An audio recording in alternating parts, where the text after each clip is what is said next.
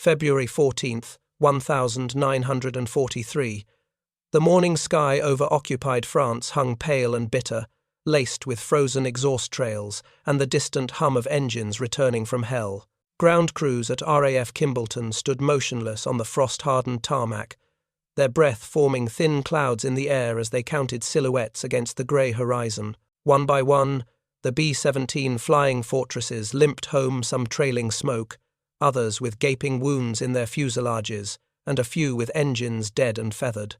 But nothing prepared them for what appeared through the morning haze at 0947 hours. A bomber descending with its entire right wing sheared away past the No. 3 engine, the jagged metal edges glinting like torn paper, the aircraft defying every known law of aerodynamics and survival. The ground crew froze. Some dropped their tools. Others simply stared, unable to reconcile what their eyes reported with what their training told them was impossible. The fortress was flying on half a wing. This was not the war the Luftwaffe fighter pilots had been promised.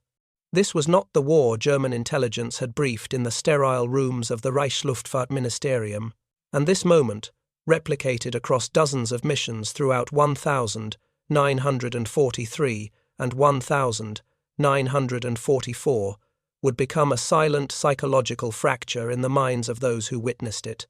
For the men of the German fighter corps, the sight of these American bombers absorbing punishment that should have obliterated them, then continuing onward or somehow coaxing themselves home, became a haunting testament not merely to engineering, but to something far more unsettling: the industrial will of a nation that could afford to build such machines in staggering numbers, and the ideological resolve of men who believed they would return home.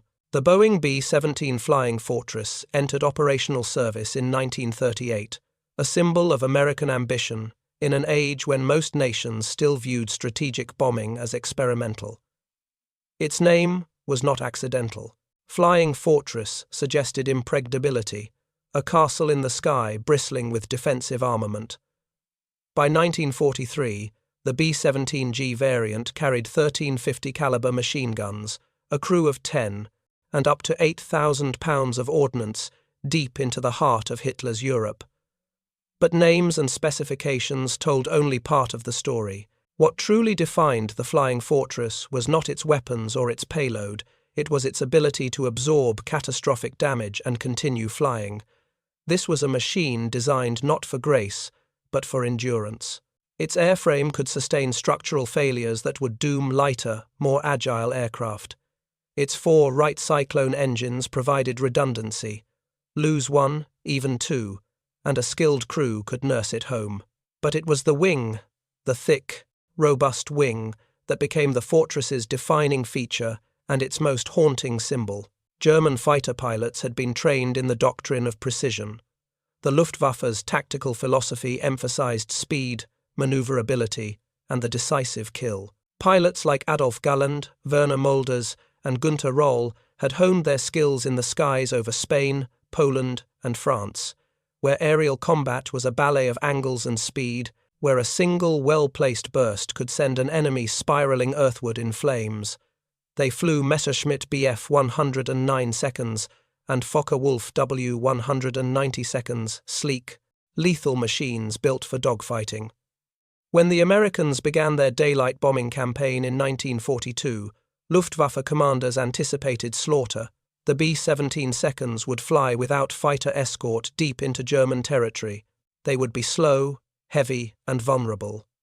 German interceptors would tear them apart, but the slaughter did not come as expected. The first major raid on Schweinfurt in August 1943 saw the 8th Air Force lose 60 bombers, a staggering loss that validated German confidence. But what disturbed Luftwaffe pilots was not the number they shot down. It was the number they could not. Bf 109 pilots reported emptying their ammunition into fortresses, watching cannon shells tear through wings and fuselages, seeing fires ignite and engines explode, and yet the bombers flew on. Debriefing reports began to carry a tone of frustration, then disbelief. One German pilot, Oberleutnant Hans Eckhard Bob, recorded in his logbook after a mission in October 1943, "I fired until my guns were empty. The fortress burned. I saw pieces fly off. Still, it did not fall. I do not understand this machine. This was not what they had been promised. The Luftwaffe had expected the Americans to be like the British Brave, certainly, but operating within the material constraints of a nation stretched thin by years of war. The RAF flew at night to avoid losses. The RAF sent bombers in scattered streams, relying on darkness and dispersion for survival. But the Americans came in daylight. They flew in formation tight, disciplined formations of dozens, sometimes hundreds of bombers stacked in defensive boxes, their overlapping fields of fire, creating a curtain of lead that could shred an attacking fighter in seconds. And when those formations were broken, when German fighters pressed their attacks and sent fortresses tumbling from the sky, the Americans returned the next day with more. Always more. The cold mathematics of American industry began to haunt German aircrews. In 1943 alone, Boeing, Douglas, and Lockheed produced over 4,000 B-17 seconds. Each one required 47,000 man-hours to build. Each one represented a supply chain stretching across a continent untouched by bombs, fed by factories operating 3 shifts, staffed by workers who went home to warm beds and full meals. For the Luftwaffe, attrition was existential. Lose a squadron of Bf-109 seconds, and replacement aircraft might take weeks. Lose experienced pilots, and their knowledge died with them. But for the Americans, loss was calculated, absorbed, replaced. The disparity was not merely industrial, it was philosophical. The Americans waged war as if resources were infinite, and in comparison to Germany's shrinking capacity, they were. February 1943 to March 1944 became known among 8th Air Force crews as the Bloody Year. Losses on some missions exceeded 25%. The second Schweinfurt raid in October 1943 cost 60 bombers in a single day, 600 men dead, wounded, or captured. Crews calculated their odds of surviving a 25-mission tour at less than 1 in 4. And yet, they flew. They climbed into their fortresses at dawn, knowing the flak would be waiting, knowing the fighters would come in waves, knowing that statistically, they would not all return. But they flew because they believed in the mission, because they trusted the machine, and because somewhere deep in the American psyche was the conviction that survival was not just possible, it was ordained. German pilots saw this and did not understand it. Lieutenant Franz Stiegler, a Luftwaffe ace with 22 kills, encountered a crippled B-17 over the North Sea in December 1943. The bomber's tail was shredded, its nose smashed, its waist gunners slumped over their weapons, dead or unconscious. Stiegler pulled alongside and looked into the cockpit. The pilot was slumped forward, blood on the controls, but the co-pilot was flying with one hand while holding a cloth to a wound on his face with the other. The bomber was barely airborne, skimming 50 feet above the freezing water, one engine windmilling uselessly, another trailing smoke. By every measure, it was finished. Stiegler could have shot it down with a single burst. Instead, he escorted it to the coast, ensuring no other German fighters engaged it, then saluted and peeled away. Decades later, when asked why he had spared the crew, Stiegler said, "I saw men who should have been dead, flying a machine that should have fallen from the sky, and I realized they believed they would survive. I could not kill that belief." This was the psychological warfare the Americans waged without knowing it. The B-17's wing became a symbol not just of engineering, but of something metaphysical. The wing was thick, structurally overbuilt by European standards. It housed fuel tanks that could self-seal when punctured. It contained redundant spars capable of bearing flight loads even when one was severed. Engineers at Boeing had designed it not for efficiency, but for forgiveness. The wing tolerated mistakes, absorbed punishment, allowed survival. When a fortress returned with half its wing missing, ground crews saw a miracle, but engineers saw design philosophy, redundancy, durability, and an acceptance that perfection was less valuable than resilience. German engineers, trained in the Bauhaus tradition of form following function, designed beautiful machines, sleek, efficient, elegantly minimalist. The Bf-109 was a masterpiece of performance, but it was unforgiving. Damage its cooling system, and the engine seized within minutes. Puncture a fuel line, and fire consumed it. The 109 demanded perfection from its pilot and offered little margin for error. The B-17 was the opposite. It was ungainly on the ground, slow to climb, ponderous in turns. But it forgave errors. It tolerated damage. It brought men home. March 18, 1944. A mission to Friedrichshafen. Hauptmann Wilhelm Jonen, a night fighter ace, was scrambled in daylight to intercept a returning bomber stream. He approached a lone fortress straggling behind the formation, flying at 12,000 feet with visible damage to its vertical stabilizer and right horizontal stabilizer nearly severed. Jonen positioned his Bf-110 for a beam attack, standard procedure for heavy bombers. As he closed to 400 meters, the bomber's gunners opened fire not with the frantic, untrained bursts Jonen expected from panicked men, but with disciplined, overlapping fields that forced him to break off. He climbed, repositioned, attacked again. Again, the defensive fire drove him away. On his third pass, he fired his cannons and saw strikes on the bomber's left-wing route.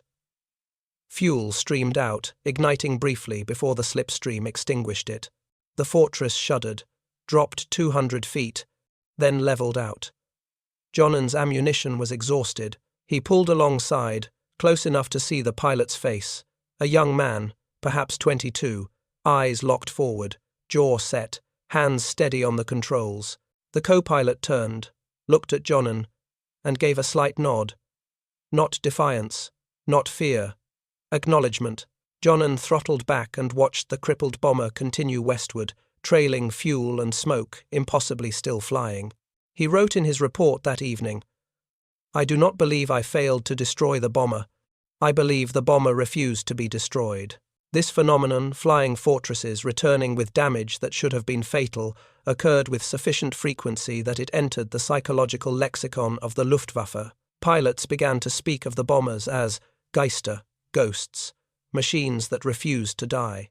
Intelligence officers documented cases of B-17 seconds landing in England with over 400 flak holes, with engines missing, with entire sections of fuselage open to the sky.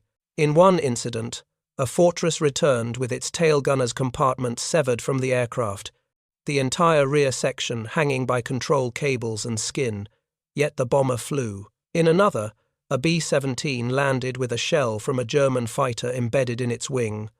Unexploded, the wing structure still sound enough to support the aircraft's weight. For German ground crews tasked with analyzing wreckage from shot-down American bombers, the examinations became lessons in industrial disparity. The quality of American aluminum alloys exceeded German equivalents.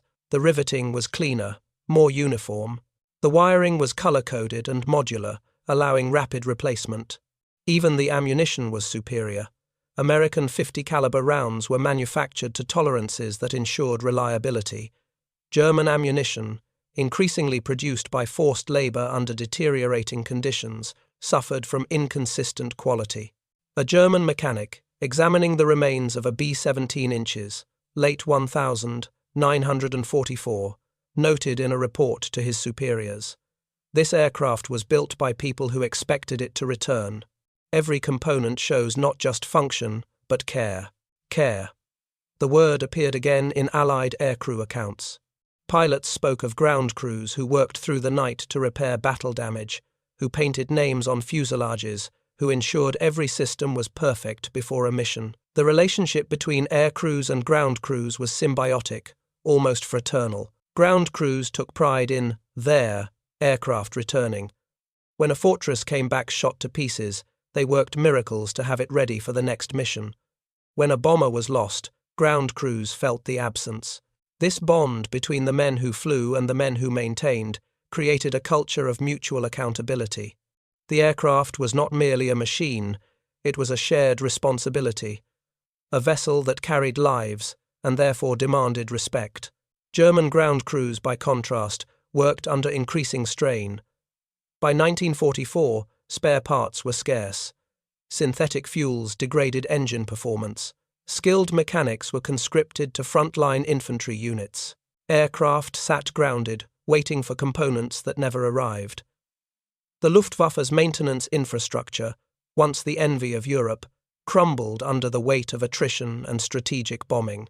German pilots flew aircraft that were inadequately maintained, often with known defects, because the alternative was not flying at all. The psychological toll was insidious. A pilot, trusting his life to a machine he knew was compromised, flew differently, more cautiously, more desperately.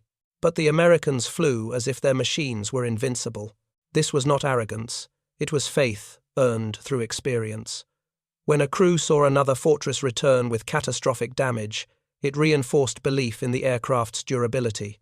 When they heard stories of bombers landing on one engine, or gliding 50 miles with no engines, or belly landing in fields, and the crew walking away, it became doctrine. The fortress would bring you home if you fought for it. This psychological contract between man and machine was uniquely American, rooted in a cultural optimism that bordered on naivete, but proved operationally decisive. Crews believed survival was possible, so they fought for it.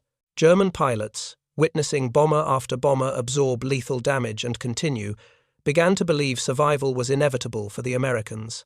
The psychological inversion was complete. May 1944. The 8th Air Force flew its 300th mission. By then, the arrival of long-range escort fighters P-51 Mustangs, capable of accompanying bombers to Berlin and back, had shifted the balance irreversibly. But even with fighter cover, the bombers still took appalling punishment. On a raid to Mersburg on May 28th, flak was so intense that crews reported the sky looked solid with black smoke.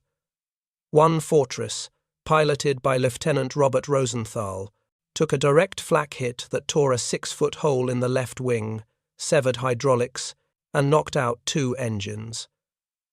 The aircraft fell out of formation, plummeting 4,000 feet before Rosenthal regained control. With 2 engines and a mangled wing, he could not maintain altitude with the group. He dropped to 10,000 feet, alone, and began the long limp back to England. German fighters swarmed. The crew fought them off for 90 minutes, expending every round of ammunition. The top turret gunner was killed. The radio operator was wounded. But Rosenthal kept the aircraft flying, kept it steady, kept it moving west. When he crossed the English coast, the aircraft's fuel gauges read empty. He landed at the first available airfield, a fighter base with a short runway. The fortress touched down, rolled 200 feet, and both remaining engines quit simultaneously. Ground personnel who examined the aircraft found structural damage so severe they recommended it be scrapped. Rosenthal asked if it could be repaired. They said it was not worth the effort. He insisted. The bomber flew again 2 weeks later. German intelligence analysts reviewing reports of such incidents struggled to formulate a coherent response. The material disparity was quantifiable. They could count bombers, measure production rates, calculate attrition ratios, but the psychological dimension eluded them. How do you counter an enemy who treats catastrophic loss as temporary setback? How do you break the morale of men who believe their survival is a matter of effort rather than fate? German doctrine had no answer, because German experience provided no reference. The Wehrmacht had conquered nations through speed, precision, and the application of overwhelming force at decisive points. But the American way of war was different. It was methodical, industrial, relentless. It did not seek elegant victory. It sought inevitable victory. And the B-17, lumbering through flak and fighters, absorbing damage that should have killed it, became the embodiment of that inevitability. The symbolism was not lost on German civilians either. By late 1944, as bomber formations crossed Germany in broad daylight with impunity, the sight became routine. Children played in rubble-strewn streets and barely glanced up as hundreds of fortresses droned overhead.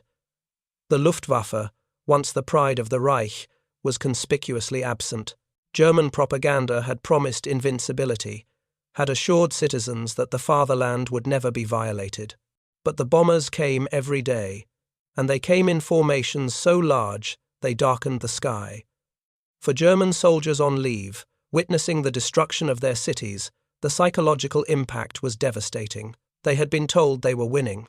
They had been told the enemy was weak, decadent, incapable of sustaining a fight. But the evidence flying overhead, those endless streams of heavy bombers, escorted by swarms of fighters, unopposed, told a different story. One such soldier, Gefreiter Klaus Müller, recorded in a letter to his wife in November 1944, "I watched them pass over Frankfurt today.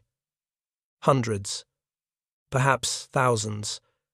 They flew in such perfect formation, so high, so untouchable.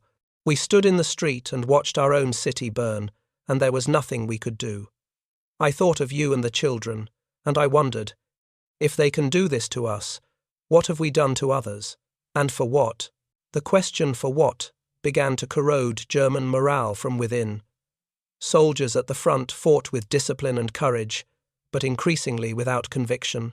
The promises of the Reich rang hollow against the reality of American material supremacy, and nothing symbolized that supremacy more viscerally than the sight of a flying fortress, crippled and burning, yet still flying. One of the most documented incidents occurred on April 8, 1945, just weeks before Germany's surrender. A formation of B-17 seconds returning from a raid on Berlin was engaged by a group of FW-190 seconds, some of the last operational fighters the Luftwaffe could muster. One fortress, piloted by Lieutenant Charles Brown, took multiple cannon strikes to the right wing, severing the outer third completely. The wing folded upward at a 90-degree angle, flapping in the slipstream like broken bone. By all physical laws, the aircraft should have entered an uncontrollable roll and disintegrated, but Brown reduced power on the right engines, increased power on the left, and used rudder and aileron trim to counteract the asymmetric lift. The bomber flew barely, awkwardly, losing altitude at 300 feet per minute, but it flew. German pilots witnessed this and broke off their attack. One radioed to his controller, "The fortress has lost its wing. It still flies. I am returning to base." The controller, thinking the pilot was in shock or wounded, ordered him to re-engage. The pilot refused. "You do not understand. It has no wing. It flies anyway. There is no point." He landed, was debriefed, and was accused of cowardice. He repeated his account. Other pilots in his group confirmed it. The matter was dropped, but the story spread. Within days, it had reached other Luftwaffe units, embellished and mythologized. Some versions claimed the bomber flew home to England on one wing. Others said it landed safely. The truth that it crash-landed in Allied-held Belgium and the crew survived was almost irrelevant. What mattered was the story, and what the story represented. The Americans could not be stopped, not by skill, not by courage, not by overwhelming odds. They would come, they would bomb, they would survive, and they would return. This was the psychological breaking of the Luftwaffe, not a single battle, but a cumulative erosion of belief. German pilots were among the most skilled in the world. They flew until their aircraft fell apart or their bodies gave out. But skill and courage could not compensate for industrial collapse and ideological exhaustion. The Americans, by contrast, were bolstered by the knowledge that behind them stood a nation producing 50,000 aircraft a year, training 100,000 pilots, refining tactics, improving technology, and committing to total victory without reservation. The B-17 was the avatar of that commitment, a machine that said, "We will endure, we will return. You cannot stop us." In the ruins of the Third Reich, as Allied forces occupied Germany and interrogated captured Luftwaffe personnel, a recurring theme emerged in debriefings. German pilots spoke with respect, even admiration, for the B-17 and the men who flew it. They spoke of missions where they had done everything right, perfect attacks, perfect gunnery, and still the bombers flew on. They spoke of the psychological toll of watching their own cities burn while being unable to stop the attackers. And they spoke, in quieter moments, of a realization that came too late, that the war had been lost, not on the battlefield, but in the factories, in the fields, in the unbroken supply lines of an enemy whose capacity for production and sacrifice exceeded anything they had imagined. The B-17 Flying Fortress flew its last combat mission in Europe on April 25, 1945. By then, over 12,700 had been built. Nearly 5,000 were lost in combat. But the stories of those that returned, battered, crippled, held together by the skill of their crews and the stubborn resilience of their design, became legend. They became proof that machines, like nations, endure not because they are perfect, but because they are designed to absorb punishment and keep moving forward. Years after the war, a German veteran, now an old man, was asked what he remembered most about fighting the Americans. He paused, looked out a window toward a sky that was now peaceful, and said, "I remember watching a fortress fall out of formation, on fire, its wing torn apart. I thought, finally, it will fall." But it did not fall. It flew. And I knew then that we had already lost. Not the battle, the war. Because a nation that builds such machines, and men who believe they will survive in them, cannot be defeated. You can only hope they choose mercy. And that, perhaps, is the truest legacy of the Flying Fortress. It was not merely a weapon. It was a declaration. It said, "We are here. We will not break, and we will see this through to the end." The German crews who froze on those cold mornings, watching impossibly damaged bombers return with half a wing, were not witnessing a miracle of engineering. They were witnessing the physical manifestation of American resolve, a resolve that could be calculated in rivets and aluminum, but was ultimately something more intangible, more human. It was the belief that survival was not a gift of fate, but a choice made in the cockpit, in the moment, by men who refused to surrender. The sky over occupied Europe bore witness to thousands of such moments, and in each one, the myth of invincibility died a little more, replaced by the cold reality that this war would not be won by the side with the best pilots or the most advanced tactics. It would be won by the side that could endure, that could lose bombers and crews and cities and still come back the next day with more. The Americans understood this from the beginning. The Germans learned it far too late. And the Flying Fortress, scarred and battered and impossibly still aloft, became the symbol not of victory, but of inevitability, the slow, grinding, unstoppable advance of a nation that had decided the outcome before the first bomb ever fell.